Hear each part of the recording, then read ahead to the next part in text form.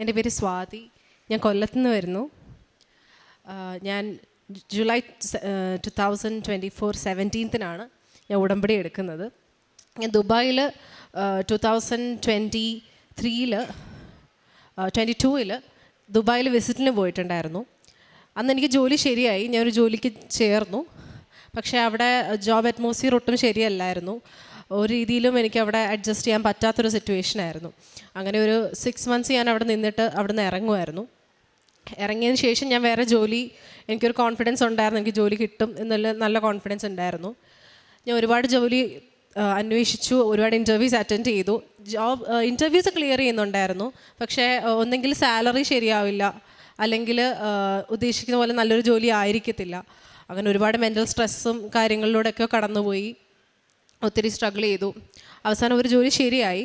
പക്ഷേ അതൊരു മാസം ഒരു ഡിലേ ഉണ്ടെന്ന് പറഞ്ഞു അതിൽ ജോയിൻ ചെയ്യാനായിട്ട്. അപ്പോൾ അതൊരു ഏപ്രിൽ ടൈമിലാണ് കിട്ടിയത്. പക്ഷേ മെയ്യിൽ ജോയിൻ ചെയ്താൽ മതിയെന്ന് പറഞ്ഞു. പക്ഷേ വീണ്ടും ഒരു ഡിലേ ഉണ്ടെന്ന് പറഞ്ഞിട്ട് അവർ പറഞ്ഞു ഒരു മാസം വേണമെങ്കിൽ നാട്ടിൽ പൊയ്ക്കോ, എന്നിട്ട് മെയ്യിൽ നാട്ടിൽ പോയിട്ട് ജൂണിൽ വന്ന് ജോയിൻ ചെയ്താൽ മതിയെന്ന് പറഞ്ഞു. അങ്ങനെ ഞാൻ മെയ്യിൽ നാട്ടിലേക്ക് വന്നു. എന്നിട്ടും ഒരു ഡിലേ ഉണ്ടാവുകയാണ്, കണ്ടിന്യൂസ്ലി ഒരു ഡിലേ വന്നു. അതിനുശേഷം എന്താ സംഭവിക്കുന്നതെന്ന് അറിയുന്നില്ല. അങ്ങനെയാണ് എൻ്റെ അമ്മ ഇവിടെ മുൻപ് ഉടമ്പടി എടുത്തിട്ടുണ്ട്. ഞാൻ അമ്മയുടെ കൂടെ കൃപാസനത്തിൽ വരാറുള്ള ആളാണ്. അപ്പോൾ അങ്ങനെ ജൂലൈയിൽ ഞാൻ ഉടമ്പടി എടുത്തു. ജോലിക്ക് വേണ്ടിയിട്ടാണ് മെയിനായിട്ട് ഉടമ്പടി എടുക്കുന്നത്. അങ്ങനെ ഉടമ്പടി എടുത്ത് പ്രാർത്ഥിച്ചു. ജൂലൈ ആയിട്ടും കിട്ടിയെന്ന് പറഞ്ഞ ജോലി ആണെങ്കിൽ പോലും അത് ഡിലേ ആയി. വീണ്ടും ജൂണിൽ പോകാമെന്ന് പറഞ്ഞിട്ട് ജൂലൈ ആയി. അത് ജൂലൈയിൽ നിന്ന് പിന്നെ അത് ഓഗസ്റ്റായി. എന്നിട്ട് ഞാൻ ഒരുപാട് മെൻ്റൽ സ്ട്രെസ്സിലൂടെ പോയി. എല്ലാവരും എന്താ ചോദിക്കുമ്പം ഞാൻ ഈ മാസം തിരിച്ചു പോകും എന്ന് പറയുന്നുണ്ടെങ്കിൽ പോലും തിരിച്ചു പോകാൻ പറ്റാത്തൊരു സിറ്റുവേഷനായിരുന്നു. ആകെ കൺഫ്യൂസ്ഡായി, എന്തുകൊണ്ടാണെന്നറിയില്ല, ഭയങ്കര മെൻ്റൽ സ്ട്രെസ്സായിരുന്നു. അങ്ങനെ ഉടമ്പടി പുതുക്കി. സെപ്റ്റംബറിൽ ഉടമ്പടി പുതുക്കിയ സമയത്ത് ഞാൻ കുറച്ചും കൂടി ഒന്ന് പ്രാർത്ഥനയുടെ കാര്യത്തിലാണെങ്കിലും കുറച്ചും കൂടി ഒന്ന് ഓർഗനൈസ്ഡ് ആകണം എന്ന് എനിക്ക് തോന്നിയിട്ടുണ്ടായിരുന്നു. ജപമാല മുടങ്ങാതെ ചൊല്ലാനായിട്ട് തുടങ്ങി. ബൈബിൾ വായനയുടെ കാര്യത്തിലാണെങ്കിലും കുറച്ചും കൂടെ ഒന്നുകൂടെ ഓർഗനൈസ്ഡായി എൻ്റെ പ്രാർത്ഥന. പുതുക്കിയ സമയത്താണ് എനിക്ക് ഒരു രീതിയിലും ഇവിടെ ഒരു ഇൻ്റർവ്യൂ അറ്റൻഡ് ചെയ്യണം എന്നുള്ളൊരു മൈൻഡിൽ പോലും ഇല്ല. കാരണം ഓൾറെഡി ജോലി ശരിയായിട്ട് ഇരിക്കുന്നതാണ്, തിരിച്ചു പോയാൽ മതിയല്ലോ, അതിൻ്റെ ഒരു ഡിലേ മാറണം എന്ന് മാത്രമേ എനിക്ക് ഉണ്ടായിരുന്നുള്ളൂ. പക്ഷേ ചില കാര്യങ്ങൾ നമ്മുടെ ലൈഫിൽ ഒരു ഡിലേ കൊണ്ടുവരുന്നത് ചിലപ്പോൾ ദൈവമായിട്ട് തന്നെ ആയിരിക്കും. അതിലും കുറച്ചും കൂടെ ബെറ്റർ പ്ലാൻ ദൈവത്തിന് ഉണ്ടായതുകൊണ്ടാണ്. അതെനിക്ക് വലിയൊരു ഐ ഓപ്പണർ ആയിരുന്നു. അതെനിക്ക് മനസ്സിലായത് സത്യം പറഞ്ഞാൽ എൻ്റെ ഫ്രണ്ട് വളരെ അവിചാരിതമായിട്ട് എനിക്കൊരു ഇൻ്റർവ്യൂവിൻ്റെ ഒരു ഇതെനിക്ക് അയച്ചു വന്നു. ഇതുപോലെ ഒരു വേക്കൻസിയുടെ നമ്മുടെ നാട്ടിൽ തന്നെയായിരുന്നു. പക്ഷേ എനിക്ക് അതുവരെ തോന്നിയിട്ടില്ല അങ്ങനെ ഒരു അപ്ലൈ ചെയ്യണം എന്ന് നാട്ടിൽ. എനിക്ക് എന്തോ എൻ്റെ മനസ്സിൽ തോന്നിച്ചു എനിക്കിവിടെ അപ്ലൈ ചെയ്യണം, ഒന്ന് അറ്റൻഡ് ചെയ്ത് നോക്കണം എന്ന് തോന്നി എനിക്ക് ആ ഇൻ്റർവ്യൂ. അങ്ങനെ ഞാനത് അപ്ലൈ ചെയ്തു. എനിക്ക് ഇൻ്റർവ്യൂന്ന് വിളിച്ചു. അങ്ങനെ അത് ആക്ച്വലി ഒരു 5,000 ആപ്ലിക്കേഷൻസിൽ നിന്ന് അവർ സെലക്ട് ചെയ്യുന്നതാണ്. അപ്പോൾ ഞാൻ അറ്റൻഡ് ചെയ്യുന്ന ആ ഒരു സ്ലോട്ടിൽ മാത്രം ഒരു 250 people ഉണ്ടായിരുന്നു. അപ്പോൾ അതിൽ നിന്ന് ഫിൽട്ടർ ചെയ്തിട്ട് ഓൾമോസ്റ്റ് ഒരു 4 round ഇൻ്റർവ്യൂവിന് ശേഷം ആകെ ഒരു 2 പേരെയാണ് അവരെടുത്തത്. അതിൽ ആ 2 പേര് ഫൈനൽ റൗണ്ടിൽ വന്നു. ആ 2 പേരിൽ ഒരാൾ ഞാനായിരുന്നു. അദ്ദേഹത്തിൻ്റെ വലിയൊരു അനുഗ്രഹമായിരുന്നു. അതുപോലെ തന്നെ ഞാൻ അതിനുശേഷം ആ ഒരു ഓഫർ ലെറ്റർ വരാനും കുറച്ച് ഡിലേ ആയിരുന്നു. അപ്പോൾ ഞാൻ ആകെ കൺഫ്യൂസ്ഡ് ആയിരുന്നു. അതിൻ്റെ ഇടയ്ക്ക് ഇത് വരുമോ അല്ലെങ്കിൽ ഇതിന് പോകണോ എന്നുള്ളത് ഞാൻ മൊത്തത്തിൽ കൺഫ്യൂസ്ഡ് ആയിരുന്നു.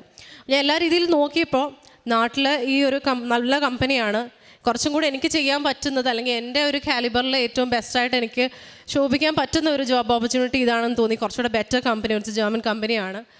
അപ്പോൾ എന്തുകൊണ്ടും എനിക്കിതാണ് ബെറ്റർ എന്ന് തോന്നി, നാട്ടിൽ നിൽക്കാം. പിന്നെ കുറച്ചും കൂടി അവിടെ ദുബായിൽ സാലറി ആണെങ്കിൽ തന്നെയും എനിക്ക് നാട്ടിൽ കുറച്ചും കൂടെ ഫിനാൻഷ്യലി സ്റ്റേബിളായിട്ട് നിൽക്കാൻ പറ്റും. അവിടുത്തെ ലിവിങ് എക്സ്പെൻസ് കൂടെ ഒക്കെ വരുമ്പോഴത്തേക്കും സേവിങ്സ് കുറഞ്ഞു വരും. പക്ഷേ അതിനേക്കാളും കുറച്ചുകൂടെ ഫിനാൻഷ്യലി ആണെങ്കിലും എനിക്ക് സ്റ്റേബിളായിട്ട് ഇവിടെ നിൽക്കാൻ പറ്റും എന്നുള്ള രീതിയിൽ എനിക്ക് ഇവിടെ തന്നെ കണ്ടിന്യൂ ചെയ്യാം എന്നുള്ള അവസരമാണ് എനിക്ക് മാതാവ് തന്നത്.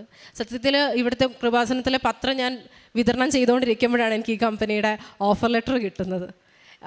കൊടുത്തുകൊണ്ടിരിക്കുന്ന സമയത്താണ് എനിക്ക് ഫോണിൽ ആ ഒരു മെയിൽ വരുന്നത് തന്നെ. സോ അത് മാതാവിൻ്റെ വലിയൊരു അനുഗ്രഹമാണ്. അതുപോലെ രണ്ടാമത്തെ കാര്യം എൻ്റെ ബ്രദറിന് വേണ്ടിയിട്ടായിരുന്നു. അവൻ BBA പഠിക്കുകയാണ്. അപ്പോൾ അവൻ്റെ ഫൈനൽ എക്സാം എന്ന് വരുമ്പോഴത്തേക്കും അതിൻ്റെ എക്സാം പാറ്റേണും കാര്യങ്ങളും എല്ലാം കംപ്ലീറ്റ്ലി മാറ്റിയിട്ടുണ്ടായിരുന്നു. അപ്പം ലാസ്റ്റ് എക്സാം ഭയങ്കര ടഫായിരുന്നു. അപ്പോൾ അതവന് ക്ലിയർ ആകുമോ എന്നുള്ളത് ഭയങ്കര പേടിയും കാര്യങ്ങളും ഒക്കെ ആയിരുന്നു. അപ്പോൾ ഞാൻ എന്തായാലും ഉടമ്പടി എടുത്തപ്പോൾ ഞാൻ അവന് വേണ്ടിയിട്ടും പ്രാർത്ഥിച്ച് അവന് വേണ്ടി ഒരു നിയോഗം വെച്ചിട്ടുണ്ടായിരുന്നു. അപ്പോൾ ഞാൻ ഈ ജോബിന് കയറിയതിന് ശേഷമാണ് അവനെ വിളിച്ച് പറയുന്നത്. അവന് റിസൾട്ട് വന്നു, അവന് എരിയേഴ്സ് ഒന്നും ഇല്ലാണ്ട് അവൻ BBA ക്ലിയർ ചെയ്തു. അതിനും മാതാവിനോട് ഒരുപാട് നന്ദിയുണ്ട്. പിന്നെ ഞങ്ങൾക്കൊരു വാഹനത്തിന് വേണ്ടി ഞാൻ പ്രാർത്ഥിച്ചിട്ടുണ്ടായിരുന്നു.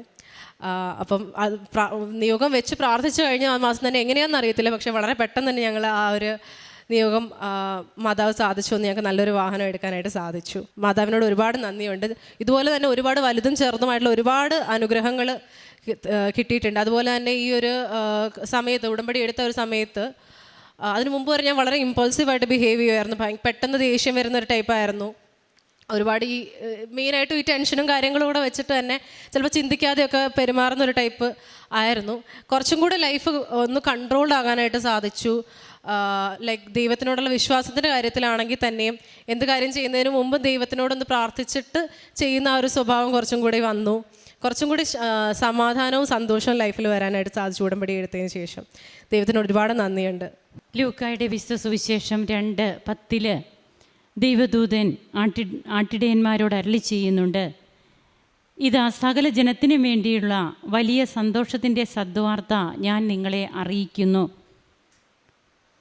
ഇവിടെ സ്വാതി എന്ന മകള് എങ്ങനെയാണ് തൻ്റെ ജോലിയിലുണ്ടായിരുന്ന തടസ്സങ്ങൾ അതൊക്കെ നീങ്ങിയിട്ട് തനിക്ക് എങ്ങനെ ഒരു നല്ല ജോലി ലഭിക്കാൻ ഇടയായി, തൻ്റെ ജീവിതത്തിന് ഒരു ചിട്ട എങ്ങനെ വന്നു, എന്തിനും ദൈവത്തോട് ചോദിച്ചിട്ട് കാര്യങ്ങൾ ചെയ്യുന്ന ഒരു അവസ്ഥ, ഇതൊക്കെ നമ്മോട് പറയുന്നത് ഉടമ്പടിക്ക് ശേഷം അല്ലെങ്കിൽ ഉടമ്പടി ജീവിതത്തിലൂടെ മാത്രം കർത്താവിനെ അറിഞ്ഞ ഒരു മകളാണ്. അങ്ങനെ ഇന്ന് എന്താണ് തിരുവചനത്തിലൂടെ നാം കേട്ടത്? സകല ജനതകൾക്കും വേണ്ടിയിട്ടുള്ള സന്തോഷത്തിൻ്റെ സദ്വാർത്ത. ഈ സദ്വാർത്തയാണ് കൃപാസന അൾത്താരയിലൂടെ സാക്ഷ്യങ്ങളിലൂടെ പ്രഘോഷിക്കപ്പെടുന്നത്. ഈശോ എങ്ങനെ തന്നെ വിളിച്ചപേക്ഷിക്കുന്ന ഓരോ മക്കൾക്കും കുടുംബങ്ങൾക്കും രാജാവായി വാണരുളുന്നു, എങ്ങനെയാണ് അവിടുത്തെ അമ്മ നമുക്ക് വേണ്ടിയിട്ട് മാധ്യസ്ഥം വഹിക്കുന്നത്, തൻ്റെ തിരുക്കുമാരനെ വിളിച്ചപേക്ഷിക്കുന്നവരെ അമ്മ എത്രമാത്രം ഇഷ്ടപ്പെടുന്നു. തിരുക്കുമാരനിലേക്ക് അടുക്കുക, ഈശോയുടെ നാമം, ആ നാമം പുകഴ്ത്തപ്പെടണം, മഹത്വീകരിക്കപ്പെടണം. അതിനു വേണ്ടിയിട്ടാണ് ഇന്ന് ഉടമ്പടിയെടുത്ത് ഓരോ മക്കളും ചെയ്യുന്ന ഓരോ കാര്യങ്ങളിൽ അമ്മ പ്രസാദിച്ച് ഈ മക്കൾക്കൊക്കെ തങ്ങൾ അറിഞ്ഞ നിമിഷം മുതൽ സത്യദൈവത്തെ ആരാധിക്കുവാനും ദൈവത്തിൻ്റെ മുമ്പിൽ തങ്ങൾക്ക് കിട്ടുന്ന കൃപകൾക്ക് നന്ദിയുള്ളവരാകുവാനുമൊക്കെ, അതുപോലെ തൻ്റെ സ്വഭാവത്തിൽ ഒത്തിരിയേറെ മാറ്റം വന്നു. എനിക്ക് സമാധാനമുണ്ട്, സന്തോഷമുണ്ട്. ഇത് ഇന്നിപ്പോൾ സ്വാതിയാണ് പറയുന്നതെങ്കിൽ എത്രയോ സാക്ഷ്യങ്ങളാണ് നമുക്ക് മുമ്പിലുള്ളത്. ഓരോ കുടുംബവും രക്ഷപ്പെടുന്നതിൻ്റെ, വ്യക്തികൾ കൂടുതൽ ദൈവോന്മുഖരായി മാറുന്നതിൻ്റെയൊക്കെ സാക്ഷ്യങ്ങൾ നമുക്ക് സ്വാതിക്കും കുടുംബത്തിനും ലഭിച്ച എല്ലാ കൃപകൾക്കും ദൈവത്തെ മഹത്വപ്പെടുത്താം. കരങ്ങളടിച്ച് ഈശോയ്ക്കും അമ്മയ്ക്കും നന്ദി പറയാം. അത്യപൂർവ ദൈവാനുഭവങ്ങൾ ഇനി നിങ്ങൾക്കും സ്വന്തം. ഈ യൂട്യൂബ് ചാനൽ ഇതുവരെ സബ്സ്ക്രൈബ് ചെയ്തിട്ടില്ലെങ്കിൽ ഇപ്പോൾ തന്നെ സബ്സ്ക്രൈബ് ചെയ്യുക. ഈ വീഡിയോ ഇപ്പോൾ തന്നെ നിങ്ങളുടെ സുഹൃത്തുക്കൾക്ക് ഷെയർ ചെയ്തുകൊണ്ട് കർത്താവിൻ്റെ പ്രേക്ഷിതരാകുക.